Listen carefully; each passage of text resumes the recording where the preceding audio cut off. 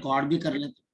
तो हमारे पास जो पहला क्वेश्चन था, बड़ा सिंपल सा क्वेश्चन था हमारे पास, कि आपको ये बताना है कि हमारे पास अगर एक वेक्टर है, तो इस वेक्टर के आपके पास अगर 3 कंपोनेंट्स गिवन है और ये अगर यूनिट वेक्टर है, अगर ये हमारे पास यहाँ पर यूनिट वेक्टर है, तो इस वेक्टर के अंदर से तीसरा वेक्टर आपके पास क्या होगा, यानी कि जो तीसरा वेक्टर है वो हमारे पास यहाँ पर क्या होगा, ये हमको यहाँ पर बताना है। तो सिंपल सी बात है बच्चे, 0.4, 0.8 और सी के कैप। तो अगर ये यूनिट वेक्टर है तो खुद भी इसका मैग्नीट्यूड आपके पास क्या होना चाहिए, तो हमारे पास इसका मैग्नीट्यूड यहाँ पर हमारे पास होना चाहिए 1। तो आपके पास इस वजह से इस क्वेश्चन को अब हम कैसे सॉल्व करेंगे, तो हमारे पास सिंपल ऐसे करना, देखो अंडर रूट ऑफ, थोड़ा सा मैं पतला कर लेता हूँ, सो अंडर रूट ऑफ 0.4 का होल स्क्वायर, आपके पास प्लस ऑफ 0. आपके पास 8 का होल स्क्वायर, 8 का आपके पास whole square and plus of आपके पास सी का स्क्वायर। क्योंकि ये यूनिट वेक्टर है तो इसका मैग्नीट्यूड क्या होना चाहिए, 1 होना चाहिए। हमारे पास इसका मैग्नीट्यूड 1 होना चाहिए, तो अंडर रूट ऑफ 0.14 का स्क्वायर, तो 0.16, 0. हमारे पास 16 प्लस ऑफ 0. आपके पास 64, 0.64 plus of C square is equal to आपके पास 1। तो हमारे पास इसको सॉल्व करोगे तो आपके पास अंडर रूट ऑफ, तो इसको अगर हम करेंगे तो कितना आ जाएगा, 0. आपके पास 80 plus of C square plus of C square is equal to आपके पास 1, स्क्वायर कर लो दोनों साइड्स का, तो सी स्क्वायर इज इक्वल टू कितने के बराबर आ जाएगा, 1 माइनस ऑफ कितना आ जाएगा, 0.8। तो हमारे पास c is equal to under root of 0.2। तो हमारे पास करेक्ट ऑप्शन क्या थी, इसकी बी ऑप्शन थी जी। किसी बच्चे को अगर दोबारा से समझना हो तो वो दोबारा से बता सकते हैं। पता लग गया कि इसकी ऑप्शन आपके पास सी कैसे आएगी, लग गया पता, लग गया पता। तो हमारे पास यहाँ पर ये पहला क्वेश्चन था और बड़े आराम से हम यहाँ पर इस क्वेश्चन को क्या कर सकते हैं, सॉल्व कर सकते हैं। अब हमारे पास यहाँ पर नेक्स्ट क्या, नेक्स्ट हमारे पास यहाँ पर ये देखिए, ये आपके पास पहला क्वेश्चन है और इसके नीचे हमारे पास ये पहले क्वेश्चन का आपके पास सोल्यूशन भी होगा, यहाँ कहीं पर मैंने सोल्यूशन भी है इसके, ये रहे आपके पास सोल्यूशन। तो हमारे पास पहले क्वेश्चन का आंसर कितना है, तो 0. आपके पास कितना आ गया, 2 आ गया। सेकंड क्वेश्चन, हमारे पास सेकंड क्वेश्चन क्या है, टीचर हमको यहाँ पर ये पूछ रहा है, टीचर हमको यहाँ पर ये पूछ रहा है इस क्वेश्चन के अंदर, the angle of the vector, क्योंकि देखो 3 डायमेंशनल वेक्टर है, अगर आपके पास 3 डायमेंशनल वेक्टर है उसका तीनों एक्सिस के साथ एंगल कौन से कॉन्सेप्ट से निकालते हो आप, कौन सा कॉन्सेप्ट होता है आपके पास, the concept of the cosine, आपके पास डायरेक्शन कोसाइन है ना। तो हमारे पास एंगल एक्स एक्सिस वाई और जेड के साथ बनाना।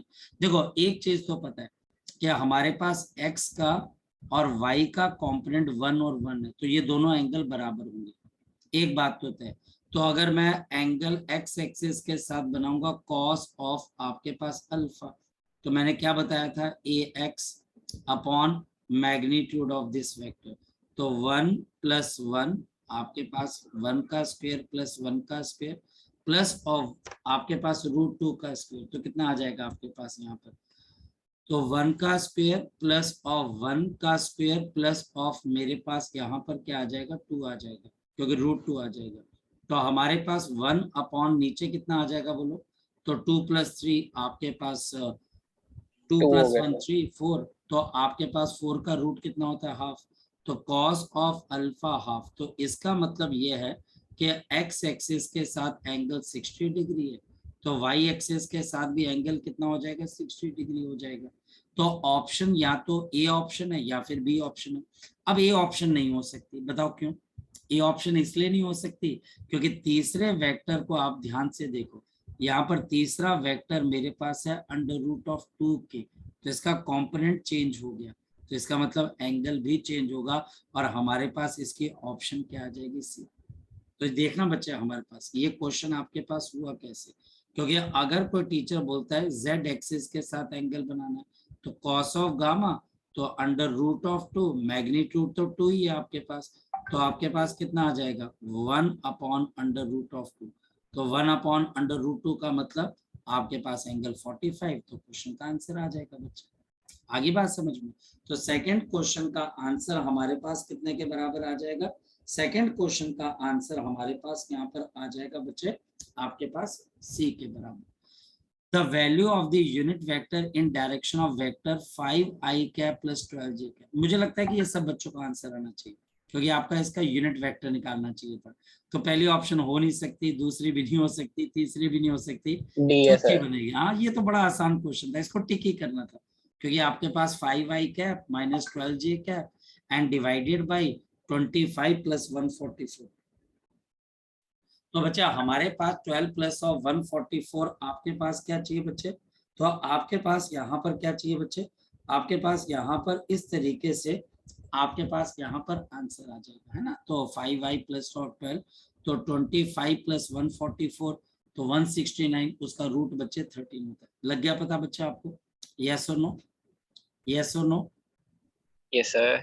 अच्छा, तो हमारे पास यहाँ पर क्वेश्चन नंबर, इसको मैं आपको बता भी देता हूँ कि हमारे पास ये रहा बच्चे, हमारे पास ये क्वेश्चन ऐसे, ये देखिए ये क्वेश्चन हमारे पास ऐसे, ये नीचे सॉल्यूशन है, यहाँ पर भी देख लो 5i cap minus 12j cap divided by आपके पास कितना आ गया?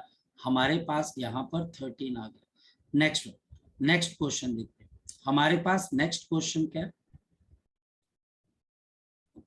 सो नेक्स्ट क्वेश्चन है हमारे पास, which of the following is independent of the choice of coordinate system.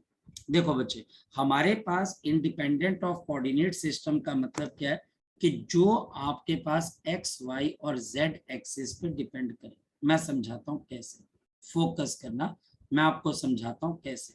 For example, आप में से कोई बच्चा एक वेक्टर को लेता है, सपोज कि मैं कोई वेक्टर लूं, ये वेक्टर आपके पास ऐसे, और ये मेरे पास है वाई एक्सिस, और ये हमारे पास है एक्स एक्सिस। ये एक्स है और ये बच्चे आपके पास वाई है, ये हमारे पास एक्स और ये आपके पास वाई आ गया। अब एक बात बताओ, अगर मैं एक्स और वाई को रोटेट कर दूंगा तो क्या इससे वेक्टर पे कोई फर्क पड़ेगा? बिल्कुल फर्क पड़ेगा भाई।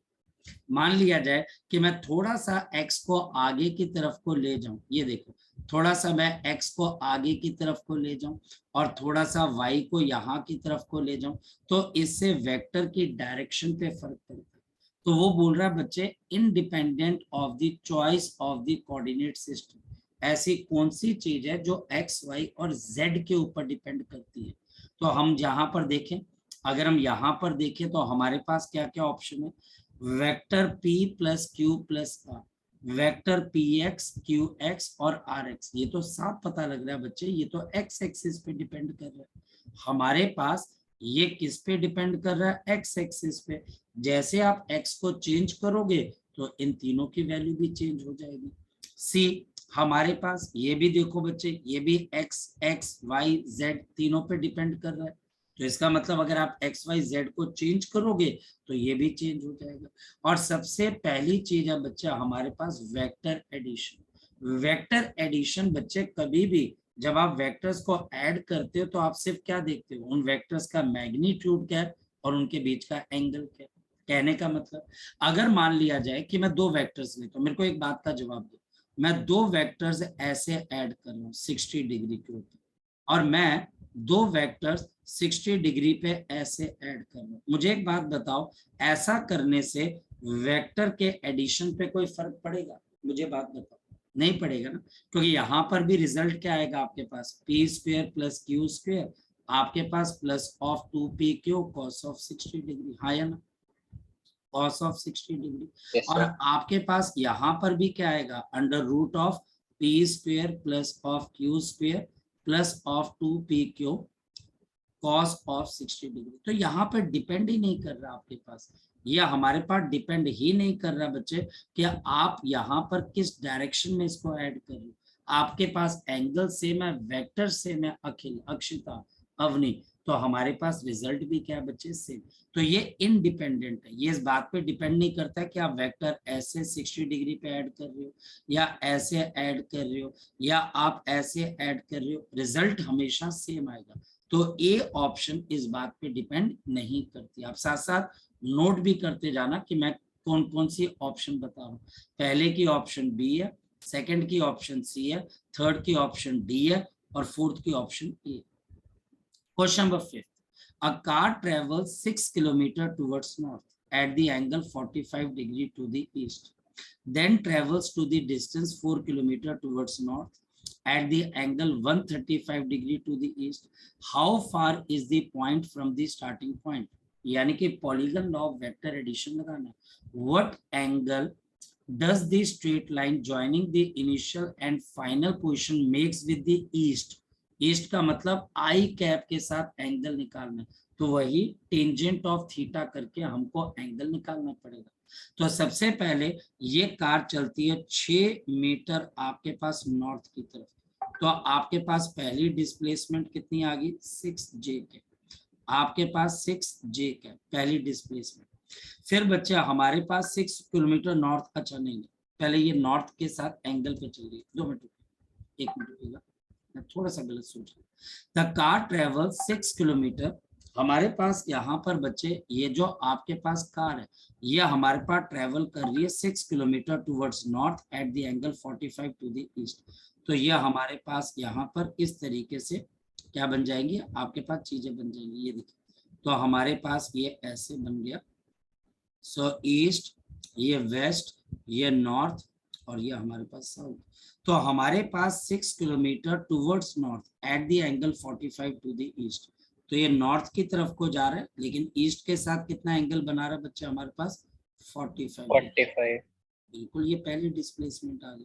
तो हमारे पास पहली डिस्प्लेसमेंट को आप कैसे लिखोगे, तो आप कॉम्पोनेंट फॉर्म में लिखोगे। तो आपके पास कितना आएगा 6/√2, आपके पास I cap plus of 6 divided by √2, आपके पास क्या आ जाएगा j कैप।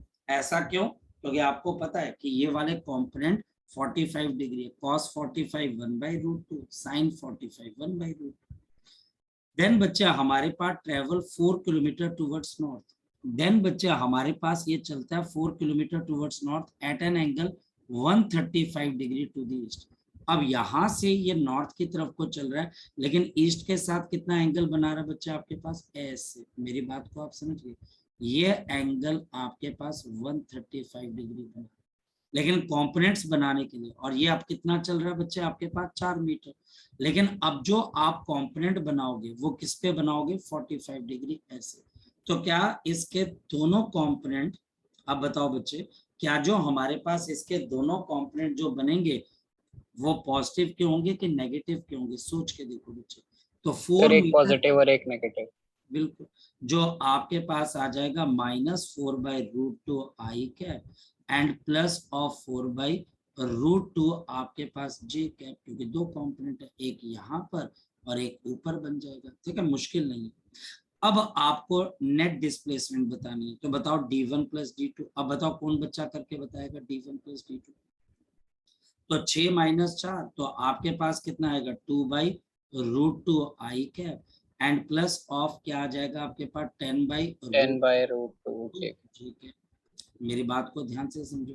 तो अब बच्चा हमको इसका मैग्नीट्यूड निकालना है, एक तो क्योंकि बच्चा हमारे को डिस्प्लेसमेंट नेट चाहिए, तो हमारे पास कितना आ जाएगा, यहाँ पर बच्चे मैं कर देता हूँ, तो √ऑफ कितना आ जाएगा 4/2 प्लस ऑफ बच्चे हमारे पास 10/2। ठीक है, 4/2 डिवाइडेड बाई 10/2, तो हमारे पास कितना हो जाएगा, कैंसिल होके ये कितना आ जाएगा, इसका स्क्वायर कर दिया ना, तो ये आ जाएगा 2 और ये बच्चा हमारे पास कितना आ जाएगा 5, तो यह हमारे पास यहाँ पर कितना आ जाएगा 5, नहीं 10 का है ना, तो 100 आएगा, 100 आना था, 100 आएगा, तो आपके पास 2 और ये बच्चा हमारे पास यहाँ पर कैंसिल होके 50, तो √ऑफ कितना आ गया 52। अब ढूंढो 52 कहाँ पर है, तो 52 अब 2 जगहों पर, लेकिन फर्क किसका, एंगल का। अब एंगल ईस्ट के साथ निकालना, आई कैप के साथ। अब बताओ आई कैप के साथ कैसे एंगल निकालते हो, तो tangent of theta is equal to east वाला कंपोनेंट नीचे यानी कि 2/√2, और बच्चा हमारे पास नॉर्थ वाला ऊपर, तो ये कैंसिल होकर बच्चा हमारे पास टेंजेंट थीटा कितना आ जाएगा 10/2, तो आपके पास 5, तो टेंजेंट इनवर्स 5, तो ऑप्शन कौन सी करेक्ट बनेगी, सी बनेगी। ठीक है, ऐसा कोई चीज नहीं है, मैं आपको बार बार एक बात कहता हूँ, क्या हमारे पास यहाँ पर कोई ऐसी चीज ही नहीं है बच्चे, जो चीज बच्चे हमारे पास यहाँ पर आपके पास क्या आ जाए बच्चे, आपके पास यहाँ पर सिंपल तरीके से ही आती है चीज। ऐसा कोई नहीं है कि जो आप नहीं कर सकते। क्या ऐसा कोई चीज है जो अभी मैंने क्लास में आपको नहीं बताया और मैं बोला देखो बेटा ये क्लास के अंदर नहीं बताई, मैं अभी आपको यहाँ बता रहा हूँ। सारी चीजें आपके साथ क्लास में एक बारी डिस्कस हो चुकी है कि क्वेश्चन को करना कैसे। अब चलते हम आगे की तरफ और नेक्स्ट पार्ट देखते हैं बच्चे, चलिए देखते हैं। तो हमारे पास अब नेक्स्ट क्वेश्चन क्या आ गया, नेक्स्ट क्वेश्चन हमारे पास यहाँ पर क्या आ गया, given that a plus B plus C is equal to 0 out of 3 vectors 2 are equal in magnitude and the magnitude of third vector is √2। ये वही क्वेश्चन हो गया बच्चे जो थोड़ी देर पहले अभी हमने ऊपर किया, यानी कि हमारे पास तीनों वेक्टर्स का सम 0 है, दो वेक्टर्स आपके पास इक्वल है मैग्नीट्यूड के अंदर, और जो थर्ड का वेक्टर है वो √2 के बराबर है। तो आपको ये बताना है एंगल बिटवीन दी वेक्टर्स। तो देखो बच्चे ये लेमीज थ्योरम है, आपके पास एक वेक्टर ये आ गया, एक वेक्टर आपके पास ये आ गया और तीसरा वेक्टर ये आ गया। ये वेक्टर अगर x है, ये वेक्टर x है, तो ये √, कितना बच्चे 2x है। ये एंगल अल्फा, ये एंगल बीटा, तो ये एंगल गामा, लेमीज थ्योरम, क्योंकि तीनों का सम 0। अब बताओ लेमीज थ्योरम क्या बोलती है, x divided by sine of beta, x divided by sine of beta is equal to आपके पास x divided by sine of उल्टा वाला angle sine of gamma is equal to √2x upon sine of आपके पास क्या आ जाएगा, alpha आ जाएगा। यानी कि दो एंगल आपके पास बराबर होंगे और तीसरा एंगल आपके पास क्या हो जाएगा, इससे ऑपोजिट हो जाएगा। तीसरा वेक्टर हमारे पास इनसे ऑपोजिट हो जाएगा। तो अब देखो बच्चे हमारे पास कैसे करना, तो दो एंगल बराबर है, तो पहले तो आप देखो जो दो एंगल बराबर नहीं है आप उनको हटाते चलो। तो ये दो ऑप्शन तो हो ही नहीं सकती, ए और सी नहीं हो सकती, नहीं हो सकती, क्योंकि देखो अगर आप इन दोनों को उठाते हो तो इससे क्या चीज पता लग रही है, क्योंकि x और x बराबर है तो बीटा और अल्फा, आप बीटा और गामा ये दोनों आपस में क्या होने चाहिए, बराबर। तो अब ऑप्शन आ गई बच्चे हमारे पास, या तो बी या फिर डी, या फिर बी या फिर डी। अब इसको कैसे देखें बच्चे, मतलब कि आपको देखना पड़ेगा कि कहां पर ये सेटिस्फाई हो पा रहा है। और साइन ऑफ आपके पास बच्चे 90 डिग्री कितना होता है, 1 होता है। साइन ऑफ 45 कितना होता है, 1/√2। तो जरा चेक कर लेते हैं। तो हमारे पास x divided by sine of 45 degree, sin of 45 degree, and this is equal to x divided by sin of 45 degree। ध्यान से समझना, and this is equal to √2 आपके पास x divided by sin of 90 degree। क्या ये ratio बराबर आ पा रही है बच्चे, जरा चेक करके देखो, क्या ये रेशो बराबर आ पा रही है, जरा चेक करो।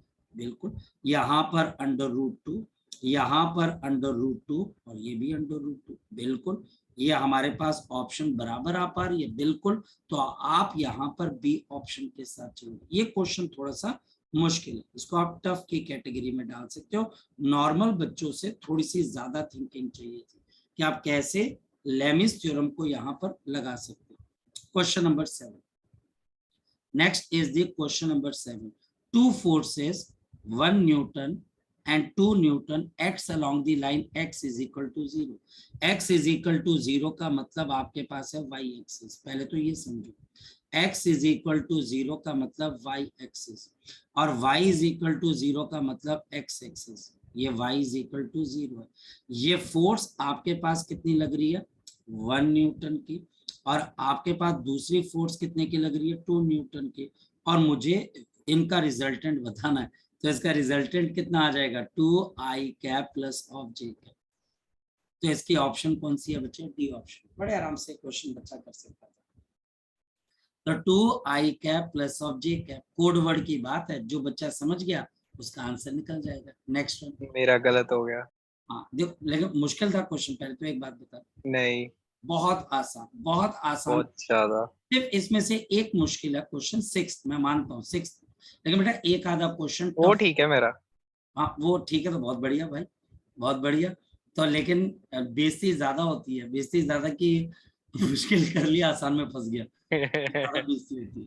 हमारे पास अब क्वेश्चन है, at what angle must the two forces x plus Y and x minus Y act so that the resultant is under root of X square plus Y square. तो बच्चे ये क्वेश्चन हम शायद से क्लासरूम में पहले भी कर चुके हैं कि under root of X square plus of Y square, है ना। और ये हमारे पास किसके बराबर होना चाहिए, अंडर रूट ऑफ क्या आ जाएगा, x minus X plus Y का whole square plus of x minus Y का होल स्क्वायर, है ना।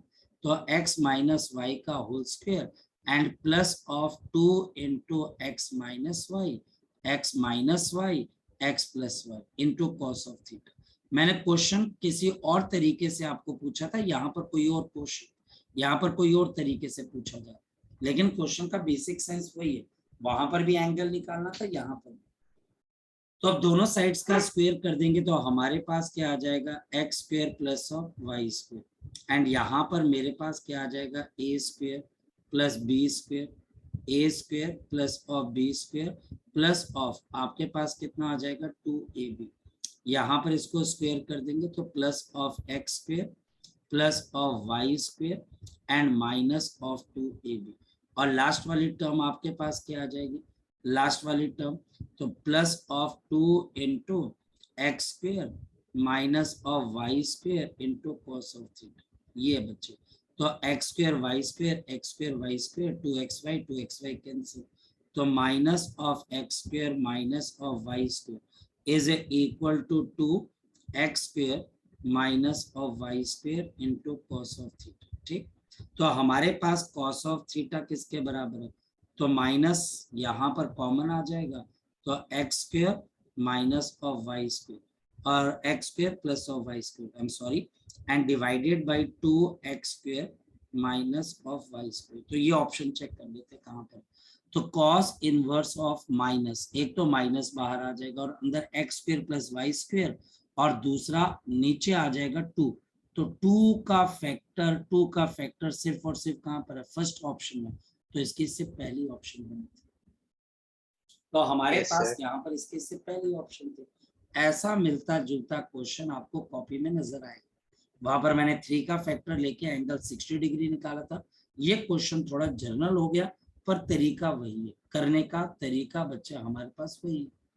अब हमारे पास यहाँ पर आ गया नेक्स्ट क्वेश्चन, अगर ये 4 फोर्सेस किसी सिस्टम के अंदर चलती हैं तो सिस्टम के अंदर जो ऑब्जेक्ट है वो कहाँ पर मूव करेगा, तो आप इन चारों फोर्सेस को ऐड कर दो, जैसे -4 plus of 5 minus of 3 plus of 2।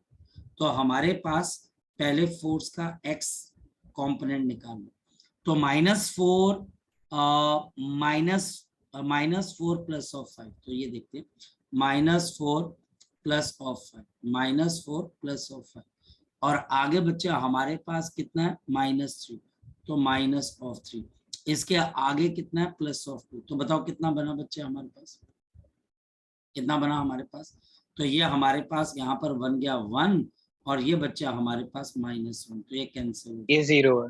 ये 0। अब बताओ एफ वाई किसके बराबर है, जरा देखो, तो आपके पास एफ वाई किसके बराबर है, -5 एंड प्लस ऑफ 8, तो कितना आ जाएगा, -3 नहीं 3, और 3 प्लस ऑफ 4, तो 7, 7 माइनस 3, तो हमारे पास 7 माइनस 3 ये 4 आ गया, एक बार चेक भी करते रहना। और एफ जेड, आपके पास एफ जेड, तो 5 के बाद 6, तो 11 में से 7 चले गए तो 4, 4 माइनस 2, तो 2, तो इसका मतलब x का कंपोनेंट 0 आ रहा है और y का नॉन जीरो, z का भी नॉन जीरो, तो इसका ये मतलब वाई साइड में है। हमारे पास yz प्लेन के अंदर मूव करेगी बच्चे। बड़ी सिंपल सी चीज है, बहुत सिंपल सी चीज है, बहुत आसान है, सिंपल, सबको आपस के अंदर आपके पास यहाँ पर ऐड करना है, सिंपल, सबको यहाँ पर हमने यहाँ पर ऐड करना है, और ऐड करने के बाद जहां पर नेट फोर्स बचती है पार्टिकल वहीं जाएगा, simple. The resultant of A and B is R1. On reversing the vector B, the resultant become R2. What is R1 square plus R2 का स्क्वायर, तो ये क्वेश्चन बच्चे हम क्लास में कर चुके हैं। तो R1 देखो, R1 का स्क्वायर किसके बराबर आ गया, A square plus of B square plus of 2ab cos of theta. लेंटर नहीं पड़ेगा क्योंकि रूट स्क्वायर दूसरी तरफ आ गया। और जैसे बच्चे आप वेक्टर को रिवर्स कर दोगे, अब ए और बी के बीच का एंगल कितना हो जाएगा, 180 माइनस थीटा। तो यहाँ पर -2ab cos ऑफ थीटा आ जाएगा, बस इतना। जब आप वेक्टर को रिवर्स कर दोगे, ये ए है, ये बी है, एंगल थीटा, ये ए है, ये आपके पास बी है। तो अगर आप a माइनस बी करोगे तो एंगल कितना आ जाएगा, 180 माइनस थीटा। और cos 180 minus theta minus theta, इन दोनों को ऐड करो तो क्या चीज आएगी, बोलो बच्चे बताओ। r1 का स्क्वायर प्लस r2 का स्क्वायर, बोलो बोलो किसके बराबर है। सो दिस इज 2 और आपके पास a square A plus, square plus B square तो 2a क्या मेरा। स्क्वायर प्लस और b स्क्वायर। तो ये बड़ा सिंपल सा क्वेश्चन था। क्या बच्चों के मुझे मैसेज आ रखे कि वो ज्वाइन नहीं कर पा रहे। देखो बेटा, अगर आपके पास जीमेल का ऑथेंटिकेटेड एड्रेस नहीं होगा तो आप बच्चे ज्वाइन नहीं कर पाओगे, ठीक है। ठीक है, 5-6 बार ऐसे ही हुआ मेरे साथ भी। तो ये मैं अपनी उसके लिए करता हूँ बच्चे, क्योंकि ऐसा था कि हमने जूम पे क्लासेस लानी स्टार्ट की तो लोग बच्चे क्या करते थे, हर एक बच्चा नहीं करता था, वो अपने दोस्तों को आगे शेयर कर दिया ग्रुप के मैसेज को, फिर वो थोड़ा सा हो हल्ला टाइप हो जाता था। तो हम अब हमारे पास क्या है कि अगर कोई बच्चा आता है मेरे पास तो मुझे पता लग जाएगा उसका ईमेल एड्रेस क्या है। तो इन केस अगर मुझे कल को उसके साइबर क्राइम करके एक वेबसाइट है, तो अगर कोई बच्चा ऐसा हमारे पास आता है तो हम जीमेल एड्रेस उस जगह पे डाल देते हैं, तो साइबर पुलिस अपने आप उस बच्चे को ट्रैक करके उसके खिलाफ केस लगा देती है। तो ऐसा वाह हाँ बिल्कुल बच्चे, सही है। ये नहीं बिल्कुल बेटा, तभी बच्चा ऑथेंटिकेटेड है, क्योंकि बच्चों ने हमें भी परेशान किया। वो दोस्तों को आगे लिंक दे देने, दोस्तों ने आगे हो हल्ला काटना। फिर एक दो बच्चों पे जब पुलिस ने कॉल किया फिर सब शांत हो गया। तो फिर इस वजह से, क्योंकि अब मैं अगर आप चाहूं तो मैं ईमेल आपका सारा का सारा मैं डाटा निकलवा सकता हूँ। मेरे पास मतलब कि अभी ये है कि जूम की जैसी मीटिंग खत्म होगी तो मुझे ये पता रहेगा इस ईमेल एड्रेस वाले बंदे ने इस टाइम पे ज्वाइन किया और यहाँ पर बच्चे, तो आपको जीमेल के बगैर एंट्री नहीं मिलेगी। तो जिनका नहीं हो पा रहा है उसकी वजह सिर्फ इतनी सी है। चलो आगे जब चलते सर शुरू हुआ था ना जूम तब इनके पास ये फैसिलिटीज नहीं थी, फिर हम धीरे तो धीरे जब इन्होंने डेवलप करा तब अपने आप ही हो गया। हाँ अपने आप बच्चे देखो ना, बच्चे कई बच्चे होते हैं वो थोड़ा सा हिलेरियस काइंड पे रह जाते हैं। चलो हम आगे चलते हैं, क्वेश्चन नंबर 11 सेवंथ आंसर बता दो बस। बेटा। 7th का आंसर बता दो। 7th का आंसर डी है, डी, डी।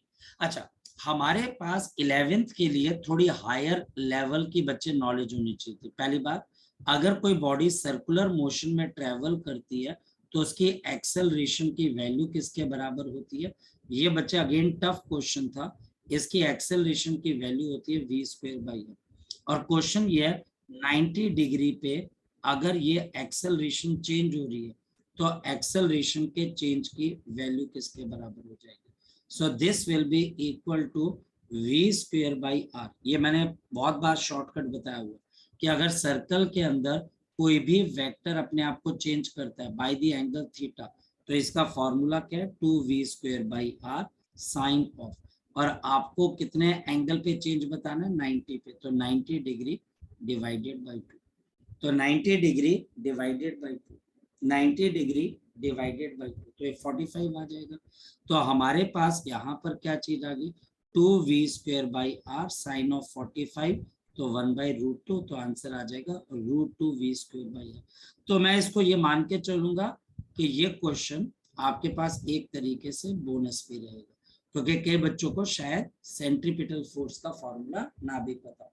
लेकिन हाँ, नेक्स्ट क्वेश्चन में कोई बोनस नहीं मिलेगा, क्योंकि नेक्स्ट क्वेश्चन मैंने क्लास में बहुत बार बताया हुआ है कि अगर कोई वेक्टर किसी एंगल थीटा से चेंज हो जाता है तो इसका सीधा फॉर्मूला है 2 vector into sine of theta by 2। तो ये एंगल 40 है, तो इसका सीधा आंसर क्या होना चाहिए था बच्चे, 2v sine of 20 degree. 2v sine of आपके पास यहाँ पर 20 डिग्री। और क्यों, क्योंकि हमारे पास अगर कभी भी किसी सर्कल के अंदर कोई वेक्टर थीटा एंगल से चेंज होता है तो magnitude of the change in vector, magnitude of the change in vector 2 vector sine of theta by 2, sine of theta by 2, sine of theta by 2, 2a sine of theta by 2। तो ये हमारे पास इसका answer आ जाएगा।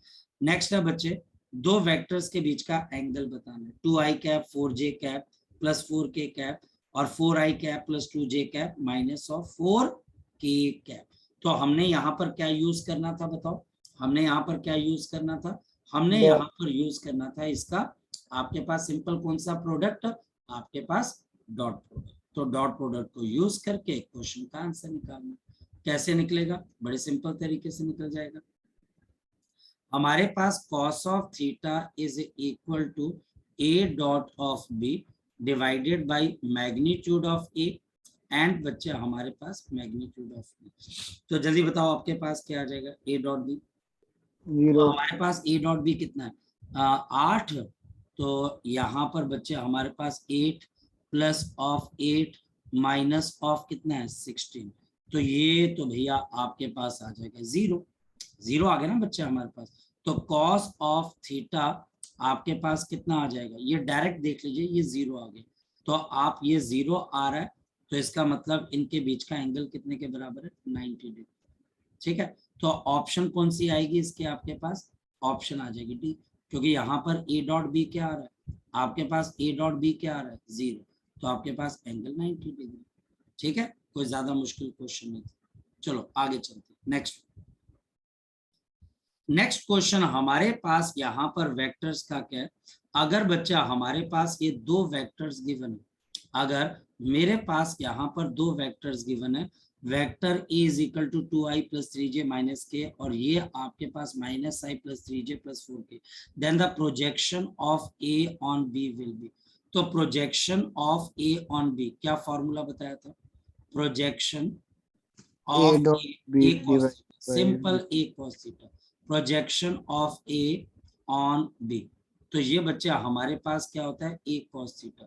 अब problem क्या है बच्चे, ए का मैग्नीट्यूड कॉस ऑफ थीटा। अब कॉस थीटा कैसे आएगा, तो ए का मैग्नीट्यूड कॉस थीटा अभी तो निकालना सीखा, A dot B divided by magnitude of A into magnitude of B, into magnitude of B. तो ए और बच्चे हमारे पास magnitude into A dot B और ए का मैग्नीट्यूड बी का मैग्नीट्यूड। तो ए का मैग्नीट्यूड कितना है 4, 9 और 1, तो 9 और 4 कितना हो गया 13, 13 और 1 कितना हो गया बच्चे हमारे पास 14। तो या फिर बच्चे देखो ऐसे ए के मैग्नीट्यूड से ए के मैग्नीट्यूड को काट दो और इजी हो जाएगा। तो ए डॉट बी कितने के बराबर है, आपके पास ए डॉट बी है बच्चे हमारे पास -2 और बच्चे हमारे पास प्लस ऑफ 9, प्लस ऑफ 9 और बच्चा हमारे पास कितना है माइनस ऑफ, ये हमारे पास कितना आ गया ए डॉट बी। जल्दी बताओ ए डॉट बी कितने के बराबर, तो आपके पास ए डॉट बी कितने के बराबर आ जाएगा, सो दिस इज 9 माइनस 6, तो 3, और नीचे बच्चे बी का मैग्नीट्यूड, और बी का मैग्नीट्यूड कितने के बराबर है जरा बता दो, तो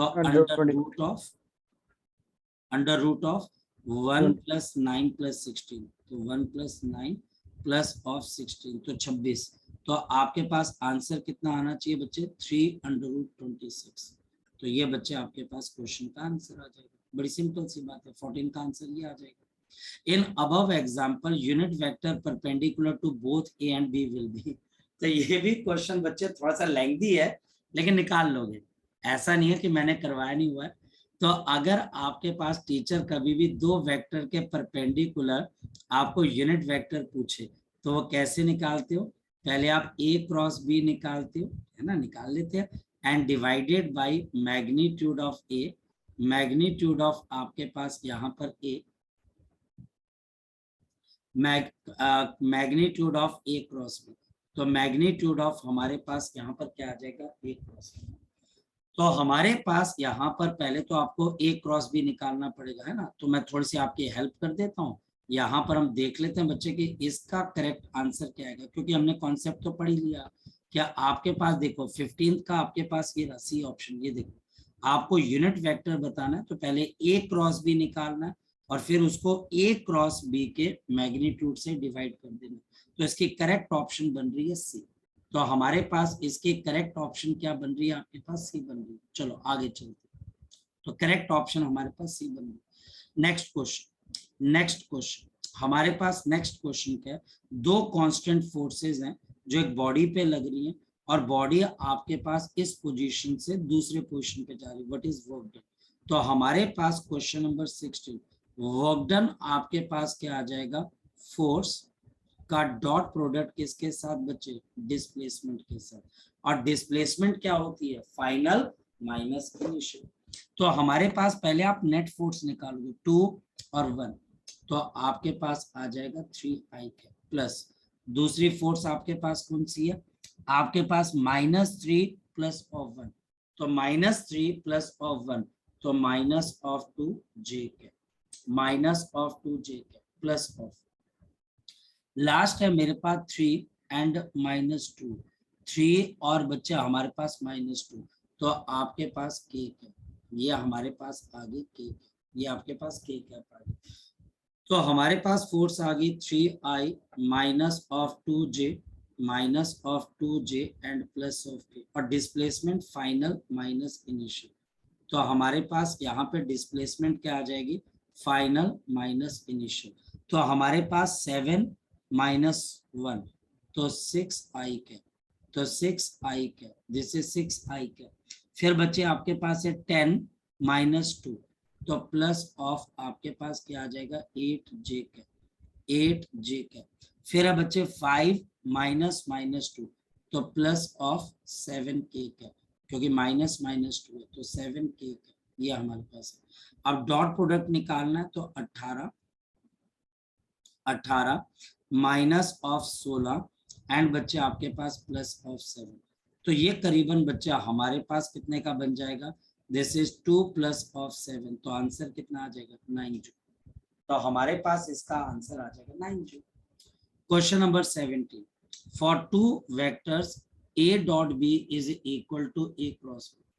हमारे पास दो ऐसे वेक्टर हैं जिसके लिए आपके पास a dot b is equal to magnitude of a cross b, और आपको क्या बताना है, वेक्टर एडिशन बताना। तो ये क्या आ जाएगा ए बी, आपके पास ऐसा ही मिलता जुलता क्वेश्चन मैंने क्लास में √3 का करवाया था, जो फिर एमडीके के स्कूल के एग्जाम के अंदर आया था, एज इट इज मेरे टीचर ने जो है उनके स्कूल के टीचर ने, एमडीके के स्कूल के टीचर ने डेटा भी नहीं चेंज किया, मैंने √3 दिया, √3 वहां पर भी है, और वहां मैंने आपको एरिया का कॉन्सेप्ट बताया, उन्होंने भी एरिया का कॉन्सेप्ट पूछा, तो ये थोड़ा अलग है। तो यहाँ पर A B cos of theta, और यहाँ पर मेरे पास क्या आ जाएगा A B sine of theta.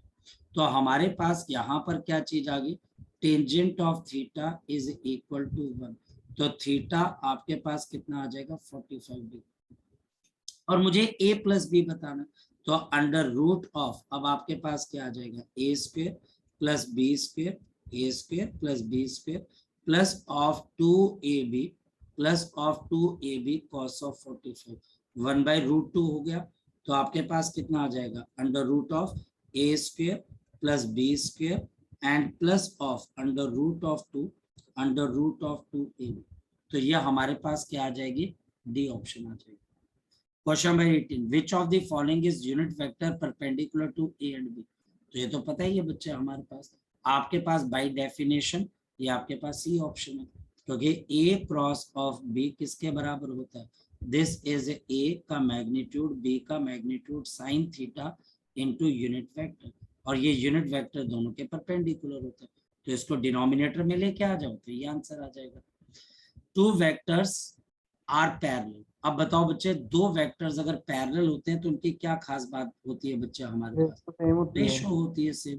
तो ये 2 है तो ये भी 2 ही होगा बच्चे हमारे पास, हाँ या ना हाँ या ना, क्या अगर ये 2 यस सर, 2 ही होगा बच्चे, तो 2 ये आपने डिवाइडेड बाई बोनस दे 1 दिया। Is equal to B divided by 1 is equal to कितना बच्चे 2 डिवाइडेड बाई 1, तो ये भी बच्चे 2 ही होगा, तो ये सी ऑप्शन आ जाएगी।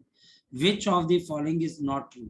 अगर ए वेक्टर और बी वेक्टर्स अगर हमारे पास गिवन है और ए और बी बच्चे हमारे पास इनका मैग्नीट्यूड है, तो क्या होना चाहिए, क्या ए क्रॉस बी, मतलब ये थोड़ा सा लंबा क्वेश्चन था आपके पास, क्या ए डॉट बी आपके पास यहाँ पर 48 है, ए क्रॉस बी 0, क्या ये पैरेलल है, 3 इंटू 2 कितना हो गया 6 हो गया, 4 इंटू 2 कितना हो गया 8, है ना। तो नॉट ट्रू है, मतलब कि अरे भाई साहब गजब मारा इसने, जो सच नहीं है वो बताओ, क्योंकि पैरेलल तो ये है ये ट्रू है बच्चे आपके पास बिल्कुल, क्योंकि ये सी पैरेलल वाला है सर इसका। है ना। और बी के अंदर इसका मैग्नीट्यूड क्या है 5 और इसका कितना है 100। इसका मैग्नीट्यूड कितना हो गया 3, आपके पास कितना हो गया नोट 16 5 तो 25 सॉरी है 5 और ये बच्चे कितना हो जाएगा 10। यस सर ये ठीक है, ये भी ये भी ठीक है। ठीक है बच्चे हमारे पास, ये भी ट्रू है। अब ए डॉट बी करके देखो बच्चे कितने के बराबर है, ये 50 आ गया 18 और ये कितना आ गया 18 प्लस कितना आ गया 32। 18 52 था शायद, हाँ? नहीं 52 तीन कुछ ऐसे बन तीन रहा। छः के 18 हो गया ना, 3 18 और 4 और 8 32 हो गया। तो ये बी तो गलत बच्चे है। ये आपके पास हो गया 3 4 50 होना चाहिए, इसमें 48 लिखा हुआ हाँ 50 ये 50 गलत था। है। और ए का मैग्नीट्यूड 5 है, ये भी ट्रू है। तो फॉल्स क्या हुआ बच्चे सी, तो करेक्ट मतलब कि जो इनकरेक्ट है वो करेक्ट है। तो आपके पास आपको गलत स्टेटमेंट बतानी है और वो बच्चे आपके पास सही। ठीक है, तो ये बच्चा हमारे पास यहाँ पर ये आपका पेपर था, तो इसको बच्चे हमने सॉल्व कर लिया। अगर किसी बच्चे का फिर भी कोई डाउट रहेगा तो ध्यान रखना बच्चे और मुझे कल बता देना। Bye bye, take care, good night, bye bye. Thank you sir.